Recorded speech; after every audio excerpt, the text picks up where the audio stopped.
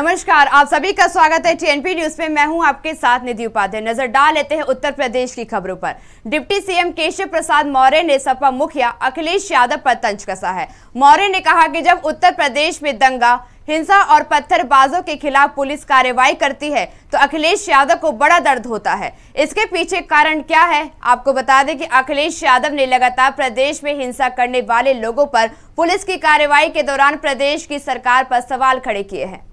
वह ऐतिहासिक उपलब्धियों के साथ साथ गरीब कल्याण के लिए, किसान कल्याण के लिए, युवाओं के उत्थान के लिए समर्पित रहे हैं। विकास की गंगा तीव्र गति से पूरे देश में और डबल इंजन सरकार आने के बाद प्रदेश में बह रही है। सर, नुपुर शर्मा का जो मुद्दा पूरे देश में फिलहाल उठा हुआ है और अभी जो जुम्मा गया है उस पर जिस तरह से पत्थरबाजी अलग अलग जो दंगा करेगा, जो पत्थरबाजी करेगा, कानून उनके साथ कठोरता से निपटेगा और उनके खिलाफ कठोर कार्रवाई करेगा। प्रदेश के गन्ना विकास और चीनी मिल मंत्री लक्ष्मी नारायण चौधरी पीलीभीत पहुंचे, जहां उन्होंने अधिकारियों के साथ बैठक की और साथ ही विकास कार्यों की समीक्षा की। साथ ही बता दें कि मंत्री ने अधिकारियों को समय पर विकास कार्यों को पूरा करने के निर्देश दिए और मंत्री ने कहा कि शांति और कानून व्यवस्था को चुस्त बनाए रखे। इन सबके बाद मंत्री ने जिला अस्पताल का औपचारिक निरीक्षण किया, इमरजेंसी वार्ड में भर्ती मरीजों का हालचाल भी लिया। बहुत से लोगों ने सौदा कर दिए थे, हाईकोर्ट सुप्रीम कोर्ट से आर्डर आ गए।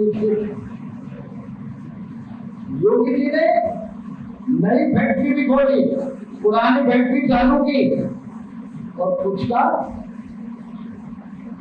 खुशी कैपेसिटी भी बढ़ाई। मुजफ्फरनगर के जेल में राज्य मंत्री धर्मवीर प्रजापति पहुंचे, जहां उन्होंने एक महिला कैदी की बेटी का जन्मदिन मनाया।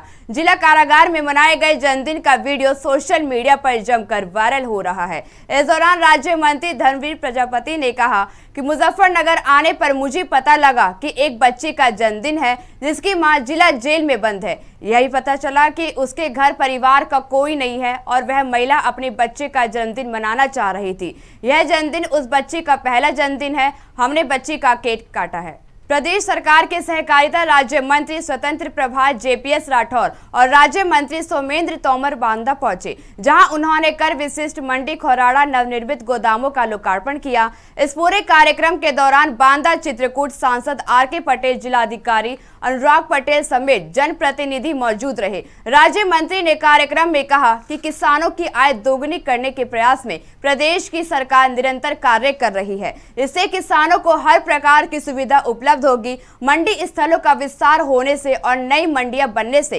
किसान अपने अनाज को मंडियों में आसानी से बेच सकेगा। इसमें किसी बिचौलिए की आवश्यकता नहीं पड़ेगी। माननीय मुख्यमंत्री जी ने गोडाउन की जो समस्या थी, किसानों के खाद्यान्न को सुरक्षित रखने के लिए, उस समस्या को दूर करने के लिए निर्णय किया कि 40 जगह मंडी परिषद में ये गोडाउन बनाए जाएंगे। उसी क्रम में बांदा में यहाँ पे मंडी परिषद, साथ साथ फर्रुखाबाद, औरैया, आज 3 जगहों का लोकार्पण किया गया है, जिसमें 5000 मैट्रिक टन क्षमता के नए गोडाउन का यहाँ पर लोकार्पण हुआ है और किसानों का, ताकि अन्न सुरक्षित रहे और लोगों को समय पर खाद्यान्न मिल सके और किसी प्रकार की कोई दिक्कत ना हो।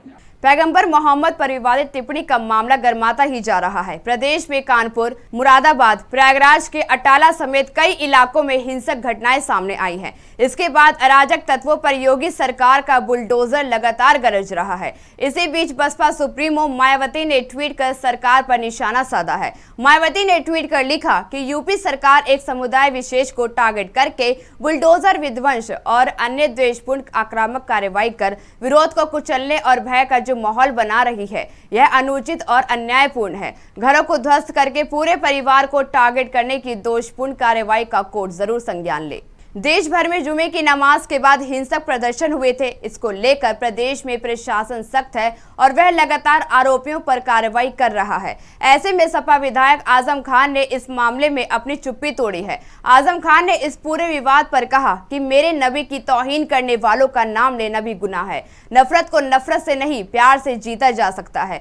आजम ने मुस्लिमों को हिंसा से दूर रहने के लिए आगाह करते हुए कहा कि दुश्मन इंतजार में बैठा है, उसकी साजिशें में मत फंस जाना। AIMIM प्रमुख असुद्दीन ओवैसी ने उत्तर प्रदेश में की गई बुलडोजर कार्रवाई पर निशाना साधा है। बता दें कि गुजरात के कच्छ में रैली के दौरान AIMIM प्रमुख ने बुलडोजर एक्शन पर हमला किया और कहा कि बुलडोजर एक समुदाय के घरों पर चलाकर देश के संविधान को कमजोर किया जा रहा है। ओवैसी ने प्रधानमंत्री नरेंद्र मोदी से अपील की कि अदालत को ताला लगा दिया जाए, क्योंकि जब सीएम तय करेंगे कि मुजरिम कौन है तो कोर्ट की क्या जरूरत। लखनऊ में कांग्रेस के प्रदर्शन से पहले पुलिस ने कांग्रेस की विधानमंडल दल की नेता आराधना मिश्र मोना और पूर्व मंत्री नसीमुद्दीन सिद्दीकी को हाउस अरेस्ट कर लिया है। कांग्रेस दफ्तर से लेकर ईडी दफ्तर तक मार्च को पुलिस ने इजाजत नहीं दी है। पुलिस ने नोटिस जारी कर बताया है कि धारा 144 लागू है और इसलिए प्रदर्शन नहीं किया जा सकता है। दरअसल नेशनल हेराल्ड केस को लेकर ईडी के सामने राहुल गांधी की पेशी को लेकर जबरदस्त सियासी हलचल है। कांग्रेस के प्रवक्ता ने आरोप लगाते हुए कहा कि बीजेपी सरकार लोकतंत्र की हत्या कर रही है। उन्होंने कहा कि जनता की आवाज दबाने की कोशिश में राहुल गांधी समेत अन्य विपक्षी नेताओं को परेशान करने की कोशिश की जा रही है। पैगंबर मोहम्मद पर विवादित टिप्पणी करने वाले नुपुर शर्मा के खिलाफ विरोध थमने का नाम नहीं ले रहा है। वहीं बरेली में IMC प्रमुख मौलाना तौकीर रजा ने 17 जून को धरना प्रदर्शन करने का ऐलान किया है। मौलाना ने कहा कि हम लाठी और गोली खाने को तैयार हैं, जेल जाने को तैयार है, क्योंकि पैगंबर की शान में गुस्ताखी बर्दाश्त नहीं की जा सकती है। हमने 10 जून को अपने प्रदर्शन को इसलिए आगे बढ़ा दिया था क्योंकि उस दिन गंगा दशहरा था। मौलाना ने आगे कहा कि बीजेपी और RSS नुपुर शर्मा की गांधी की तरह 2024 का चुनाव जीतने के लिए हत्या करवा सकती है। वक्त हो चला एक छोटे से ब्रेक का, आप बने रहिए TNP न्यूज के साथ। TNP न्यूज एक हिंदी भाषी न्यूज चैनल है। TNP ग्रुप का मूल उद्देश्य ग्रामीण क्षेत्र के युवाओं को पत्रकारिता का ज्ञान और कौशल प्रदान करना है। अधिक जानकारी के लिए विजिट करें हमारी वेबसाइट tnpnews.in या graminreporter.com।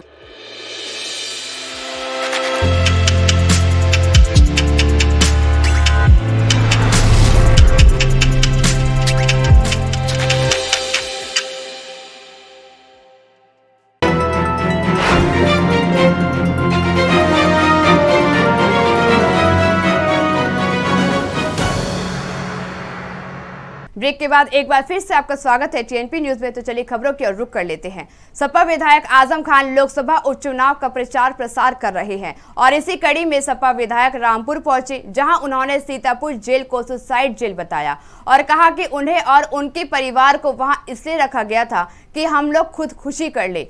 आजम खान के इस बयान पर सीतापुर के DG जेल ने प्रतिक्रिया देते हुए कहा कि सीतापुर जेल में पिछले 5 सालों में आत्महत्या का एक भी प्रकरण सामने नहीं आया है। उन्होंने यह बात आंकड़े पेश करते हुए कही।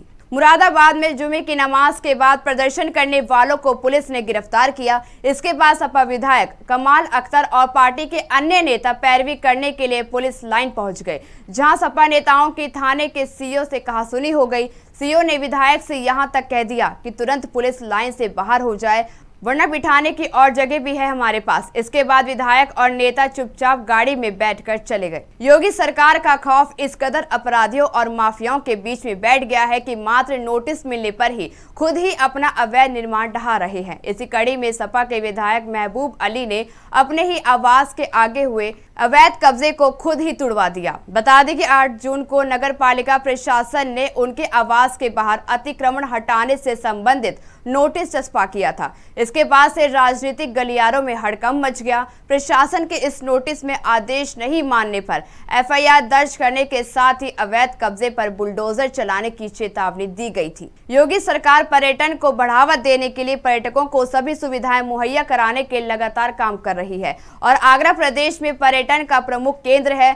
हर साल देश और विदेश से लाखों की संख्या में पर्यटक यहां ताज का दीदार करने पहुंचते हैं और इसलिए पर्यटकों को एक और सुविधा मिलने वाली है। जल्द ही शहर घूमने के लिए लोगों को किराए पर बाइक और स्कूटी की सुविधा मिलने वाली है और इसकी शुरुआत जुलाई से की जाएगी। शाहजहांपुर में महिला की हत्या का सनसनीखेज मामला सामने आया है। मामला थाना कांट क्षेत्र के नवीपुर का है, जहां फसल की रखवाली कर रही महिला की अज्ञात लोगों ने गला रेत कर हत्या कर दी और हत्यारे मौके से फरार हो गए। सूचना मिलते ही पुलिस मौके पर पहुंची और शव को कब्जे में लेकर पोस्टमार्टम के लिए भेजा। साथ ही अज्ञात हत्यारों के खिलाफ मुकदमा दर्ज कर मामले की जाँच पड़ताल शुरू की। हमारी दादी ने बताया कि माँ तुम्हारी खत्म हो गई। जब हम गए तो गर्दन उनकी कटी हुई थी। कहाँ पड़ी थी ये? 3 पड़ी है बाग में, वहाँ पर पड़ी थी। किस चीज़ का बाग है? आम का।